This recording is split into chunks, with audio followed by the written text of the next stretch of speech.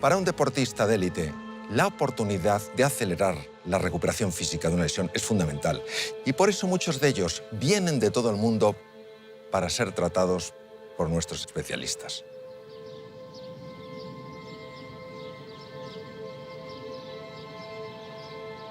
El fútbol ha cambiado mucho.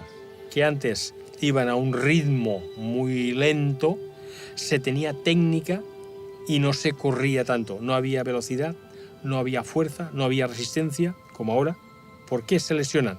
Porque los giros, los saltos, las frenadas, los dribblings son de una velocidad muy superior a la que hacían pues 40 años atrás. Dr. Ramon Cugat came to Boston to learn arthroscopy, which was revolutionizing surgery, and everybody wanted to learn how to do it. A few years after he learned arthroscopy, he was advancing very, very quickly and advancing the field of arthroscopy. And 10 years later, I was coming to Barcelona to learn from him. He is the expert in athletic knee injuries from football. La artroscopia es un procedimiento quirúrgico poco invasivo en el cual se introduce una cámara pequeña a través de incisiones mínimas en la articulación de la rodilla. La cámara envía la imagen a un monitor desde el que el cirujano puede ver las estructuras de la rodilla con gran detalle para reparar o quitar tejido lesionado. Nos dimos cuenta que cuando se rompía un ligamento cruzado de la rodilla, lo operabas y lo podías operar muy bien y quedaba muy bien. Pero el traumatismo de esta rotura siempre ves que acarrea un edema en el hueso. ¿Y qué ha pasado? Que en estos años yo he visto jugadores de fútbol profesional que han estado operados muy bien o que han tenido sacar una parte de un menisco, del otro o el cruzado, y ellos juegan, se encuentran bien, pero no del todo. Y cuando juegan partidos muy juntos, y domingo, bien, pero cuando ponen uno de Champions en medio, la rodilla sufre. No solo el cruzado que se rompe, sino el hueso subcondral, el cartílago. Y dices, bueno, nosotros los traumatólogos nos preocupamos de la anatomía, nos preocupamos de la funcionalidad y de la biología.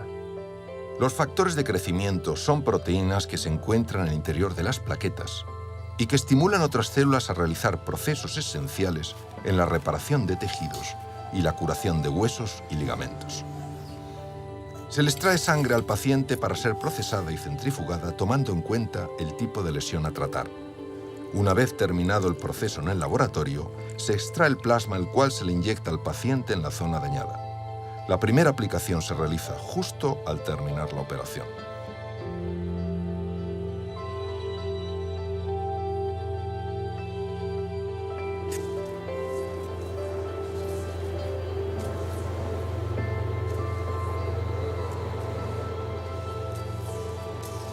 Entré mal en una puerta con gran velocidad y tuve una muy mala caída y me rompí las dos piernas.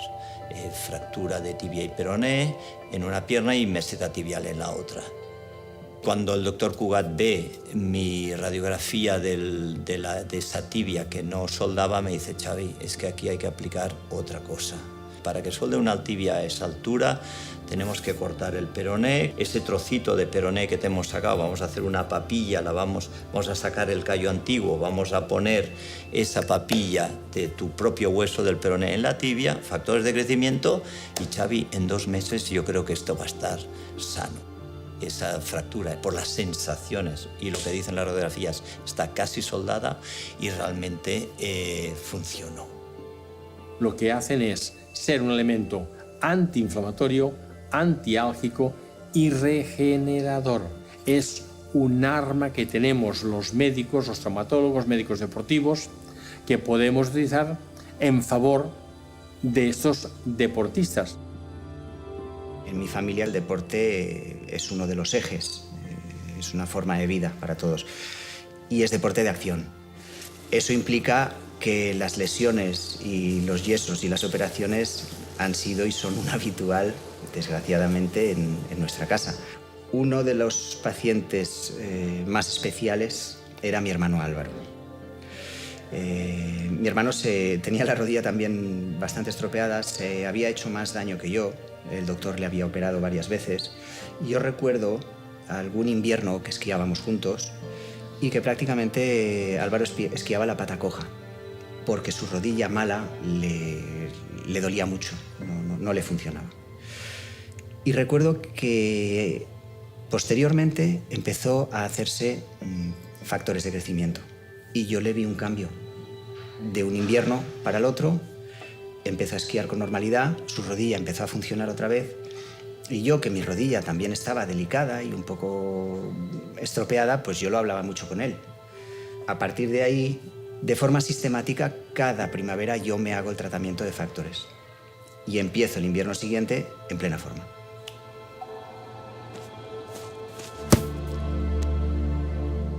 La medicina deportiva es importante no solo para los deportistas de élite, sino también para los millones de personas que día a día ponen su cuerpo a prueba. Practicar deporte nos puede ayudar a ganar fortaleza física y mental, a mantenernos sanos y afrontar los distintos retos que tenemos en nuestras vidas. Sin embargo, conocer las limitaciones de nuestro organismo es un factor fundamental. Los médicos del deporte vigilan cuáles son las dinámicas básicas de nuestro cuerpo para prevenir síncopes, arritmias o colapsos que en ocasiones pueden llevarnos al límite de la delgada línea entre la vida y la muerte.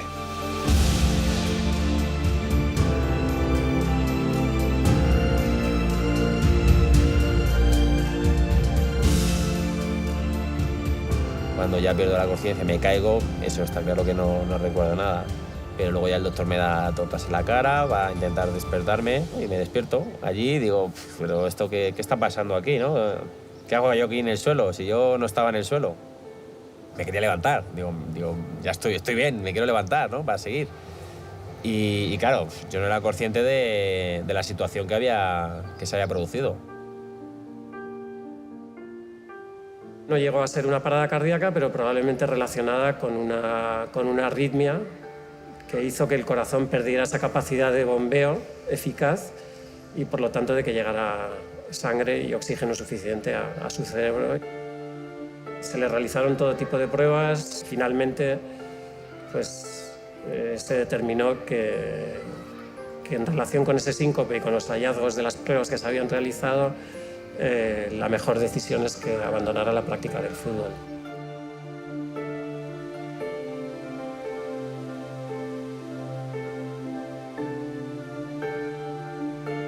Son casos aislados y que ocurren normalmente en gente que tiene alguna patología de base, ¿no? Gente que realiza deporte, generalmente deporte a una intensidad elevada y en quienes en un momento dado pues, se produce una situación que genera una arritmia, normalmente una arritmia ventricular maligna que termina produciendo una parada cardíaca y en el caso de que no seamos capaces de responder de forma adecuada, pues una muerte súbita, ¿no? Nuestra labor dentro de la prevención, hoy en día, con el conocimiento y los medios de que disponemos, simplemente con una historia clínica, una exploración física y un electrocardiograma de reposo, se pueden detectar, no digo en el 100% de los casos, pero en un porcentaje importante. Yo llegué arriba muy rápido, con 23 años, estar en la selección absoluta, haber ganado una Eurocopa. Es cierto que podía haberme ido ese día, pero la vida es así. Cuando te cierra una puerta se te abre otra y tienes que iniciar el recorrido.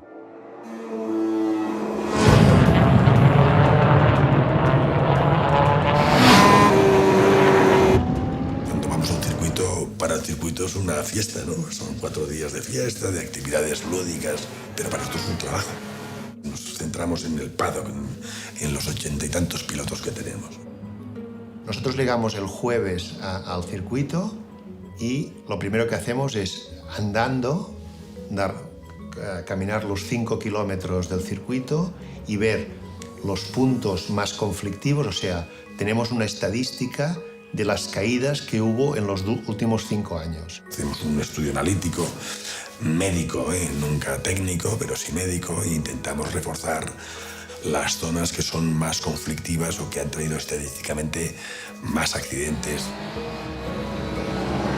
Cuando hay una bandera roja por un accidente grave, se activa el código rojo, ¿no? La bandera roja, y entonces ya los 2 medical car ya parten por comunicaciones de race control a la zona del accidente. La gran incógnita que uno tiene cuando sale es con qué se va a encontrar. Todo el mundo tiene un miedo atroz, ¿no? Piloto inmóvil, que no sabes lo que pasa, que parece que esté en fase muy crítica, ¿no? Entonces, cuando llegas allí se disipa totalmente y actúas de una forma rápida, global, lo alineas, liberas la vía aérea superior, quitas el casco, fijas collarín, metes el tubo.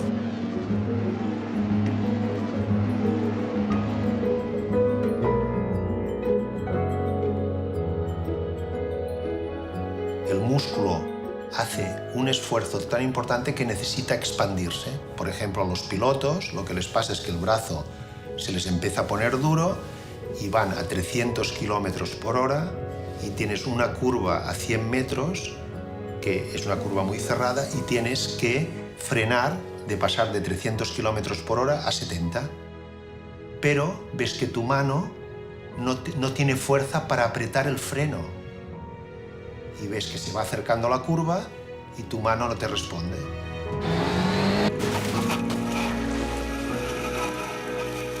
Es muy importante, si tú tienes que llegar a operar una muñeca, la forma por la que entras, pues que sea con mucho cuidado, o sea, que no hagas más daño del que hay. Si tú has sido cuidadoso, posiblemente el piloto o el paciente podrá a partir de la semana estar haciendo rehabilitación.